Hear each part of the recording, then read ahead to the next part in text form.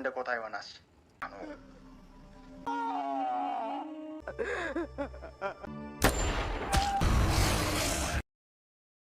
This story is about two brothers.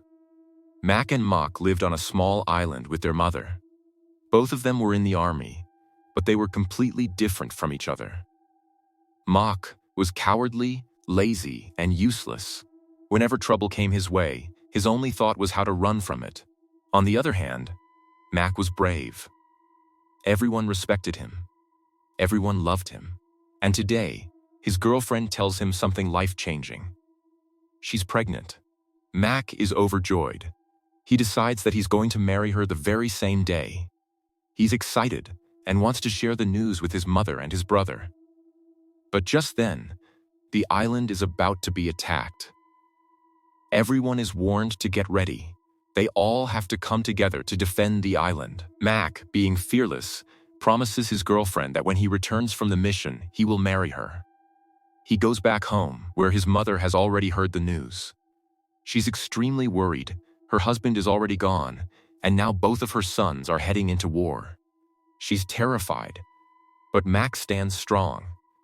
Meanwhile, Mock makes a completely different decision. He plans to run away from the island. He wants to go somewhere safe, somewhere untouched by war, and he won't come back until everything is over. He's ready to abandon everything. But Mac stops him. He tries to make him understand. What are you doing? You're in the army. It's your duty to protect people, to defend this island. How can you just run away? But nothing Mac says has any effect on Mock. All he wants is to escape. In fact, he even tries to convince Mac to come with him. But Mac has already made up his mind. He tells Mock, if you leave, what will happen to our mother? What if something happens to her because you're not there? Then he reveals another truth. His girlfriend is going to be a mother, and he's going to marry her soon.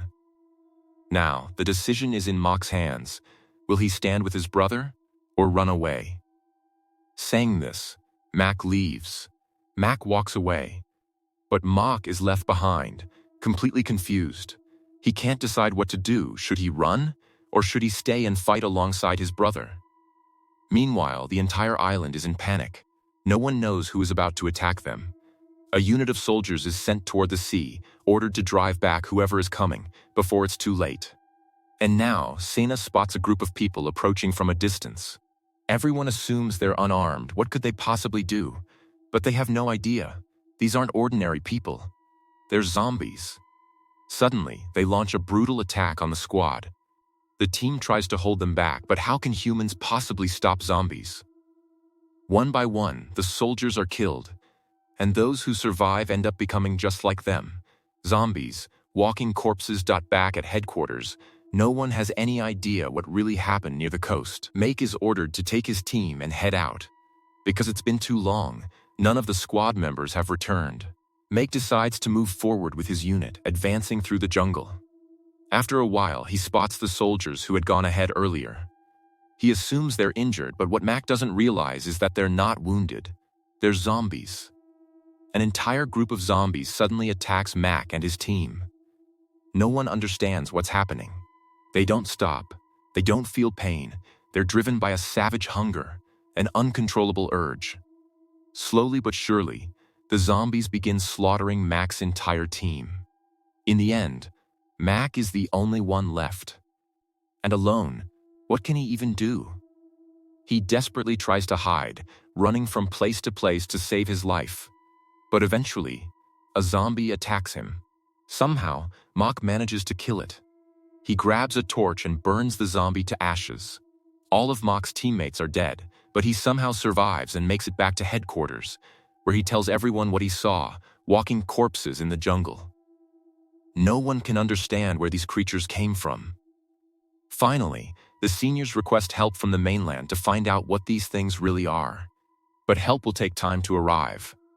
Meanwhile, Make checks on his family, his girlfriend and his mother, to make sure they're safe. His girlfriend, Pan, is a nurse treating the injured. Seeing her safe brings Make a huge sense of relief. She tells him that his mother is fine too. Make already knows that his brother Moke has left the island, and he reassures Pan that Moke must be safe as well. But just then, a wounded soldier tells Mac he's wrong. Mock had returned, and now he was fighting alongside them in the war. Hearing this, Mac is completely shaken, because now there are only two possibilities. Either Mock is dead, or he is turned into a zombie. And just as Mac feared, it's the second one. Mock has become a zombie. Mock himself doesn't understand what's happening to him. He feels an unbearable hunger, an intense thirst, a craving for human blood. But deep inside, his human emotions are still alive. He remembers his brother, his mother, and the last words his brother ever said to him. Mock recalls how he went to the battlefield searching for his brother and how the zombies attacked him and his squad. Everyone else died, but Mock was left wounded, and that's how he turned into one of them. And it wasn't just Mock. Many soldiers on that island had already become zombies. Now they were driven by a strange hunger and thirst, and they could attack the island at any moment. Completely unaware of all this, a scientist finally arrives from the mainland, along with a captain named Nakamura. Then the scientist reveals something shocking, something that leaves everyone stunned. He explains that they had been conducting an experiment, trying to create a superhuman. Their goal was to build soldiers with unmatched speed and strength. During this experiment, they tested it on a human subject. At first, the subject's strength increased, but slowly, all his emotions began to disappear. In the end, only one instinct remained: hunger, thirst, and the need for human blood. As time passed, every last trace of humanity vanished, and he turned into a beast, a predator that knew nothing but how to hunt. The scientist continues. They were experimenting on him, but he escaped from their facility. And whoever he bit turned into a predator just like him. Eventually, he and his growing pack made their way to this island. The scientist then tells everyone that they must not kill them, they need to capture them alive, because he wants to continue his experiments, and this is a direct order from headquarters. Hearing this, Mac is furious. On one hand, everyone's lives on the island are at risk. Their own family members have turned into zombies and could kill them at any moment. And on the other side, this scientist is insisting that they capture them alive, even though all of this happened because of his experiment. Mac burns with anger. But his senior tries to calm him down. There's nothing they can do right now. It's an order, and they have to follow it. Still furious, Mac walks toward the pen, his anger boiling inside him. On the other side, Mock was missing his family deeply, and there was another zombie named In who felt the same way. Both of them decided they had to go back to their families. So, they headed toward the island. But the moment they saw humans, their hunger suddenly awakened. They lost control and attacked the humans. Seeing this, Mock ran away because he didn't want to hurt his own mother or his brother. People noticed Mock fleeing, and slowly the news reached Mick that Mock had turned into a zombie and had run into the forest. Hearing about his brother's condition, Mick couldn't stay still. He went into the forest to find him. Eventually, he came face to face with Mock. Mock tried to run away from his brother, but Mick attempted to stop him. During the struggle, a zombie bit Mick as well. Now Mick had also turned into a zombie. On one side, both brothers had become zombies, while on the other side, a scientist decided to capture all the zombies one by one. They caught them in the forest and began experimenting on them. To test their reactions, the scientist brought one zombie's father in front of him. Seeing his father, the zombie paused for a moment, and that's when they realized this was their chance. The scientist then came up with a plan. He would send the zombies' family members into the forest so that upon seeing them, the zombies would hesitate for a moment, just long enough to capture them. He planned to experiment on them and control them so they would obey only him. While the scientist was making this plan, Mock, now a zombie, knew everything. He understood exactly what the scientist was planning. And now, he decided he would kill everyone, because all of this was caused by that scientist. Mock tried to convince his brother, telling him this was wrong, that this wasn't who they were. But Mick was no longer listening to anyone. The next day, the scientist heads into the jungle with an army squad, bringing along the families of the zombies. When the zombies see their loved ones, they hesitate for a moment, and the scientist tries to take control of them.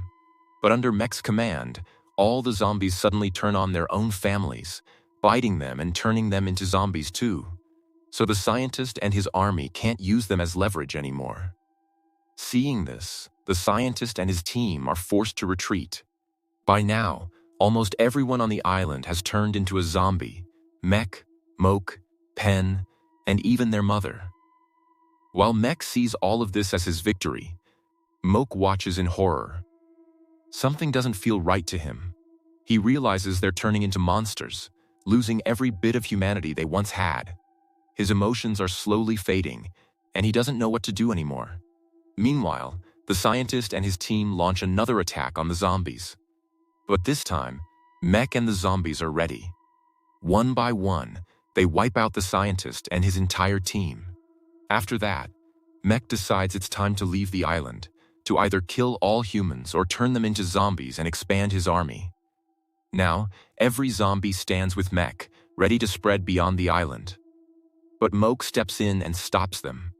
He finally understands that his brother and everyone else have become pure monsters. If they leave the island, they'll destroy all of humanity. So he makes a heartbreaking decision. He kills every zombie, including his own brother and mother, and then takes his own life. Moke may have died, but in the end, he saved humanity. Who do you think is the real hero of this story, Moke or Mech? Let me know in the comments.